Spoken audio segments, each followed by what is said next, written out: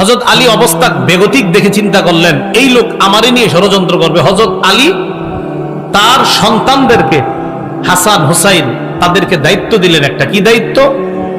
আব্দুল্লাহ ইবনে সাবা তার দলবল নিয়ে একদিন জুমার নামাজের সময় হযরত উসমানের বিরুদ্ধে মসজিদে বিদ্রোহ করে বসছে। নাউজুবিল্লাহ। বিশাল বড় একটা জামাত বিদ্রোহ করার কারণে হযরত উসমান ভেঙে বললেন। ওসমান গনি তার হাউসে ঢুকলেন। তার ঘরে ঢুকার পর এই বিদ্রোহী বাহিনী চারদিক থেকে ঘেরাও করে ফেলছে হযরত উসমান গনির বাসা। 22 দিন পর্যন্ত ঘেরাও করে রাখছে। কেউ লিখেছেন 40 দিন। খানা দেয় না, পানি দেয় না। যে উসমান গনির টাকা দিয়ে ক্রয় করা কূপ থেকে পানি মুসলমানরা খায় প্রতিনিয়ত, সেই কূপ থেকেও এক ফোঁটা পানির ব্যবস্থা ওসমানের জন্য হয় না। আলী রাদিয়াল্লাহু তাআলা আনহু এই অবস্থা দেখা যুবক সাহাবীদেরকে উসমান গনির বাসা পাহারাদারি করার জন্য পাঠায়া দিলেন।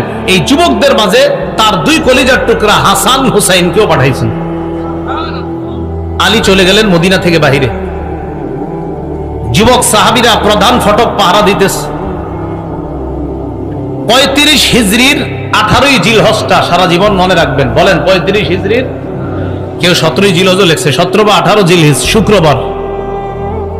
এই 35 হিজরির 17ই বা 18ই জিলহজ ওসমান গনি যে বাসায় থাকতেন ওই বাসার পিছনের সাইড দিয়ে দেয়ালের উপরের ভাগ ভাইয়া বিদ্রোহীরা ঘরে প্রবেশ করছে। সামনে দিয়ে কেন আসতে পারতেছে না? সামনে যুবক সাহাবীরা পাহারা দিচ্ছে।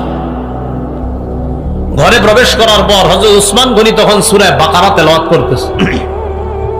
সূরা বাকারার 137 নম্বর আয়াত পড়তেছিলেন। ওই মুহূর্তে একজন পাপিষ্ঠ পিছন দিক থেকে হযরত উসমানের কল্লা বরাবর আঘাত করছে। হযরত উসমানের দেহ থেকে কল্লাটা আলাদা হয়ে রক্ত পড়ে সূরা বাকারার 137 নম্বর আয়াতের উপর রক্তের ছিটা পড়ছে। ওই আয়াতটা হলো ফাসায়াকফিকাহুমুল্লাহ, তাদের বিরুদ্ধে আল্লাহই যথেষ্ট। এই আয়াতের অর্থ ওসমান গনি কোরআন তেলাওয়াতরত অবস্থায় শহীদ হয়ে গেলেন। তার বিবি নায়লা আক্রমণ ঠেকাইতে গিয়েছিলেন, হাতের আঙ্গুলগুলো এবং কবজি সহ হাত থেকে আলাদা হয়ে গেছে।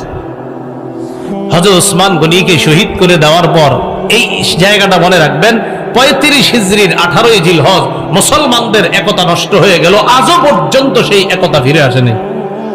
মনে আসেনি মুসলমানদের উত্থানের কারণ কি? একতা। একতা নষ্ট করবে কি দিয়ে? বুদ্ধি দিয়ে। এই নষ্ট করে ফেললো।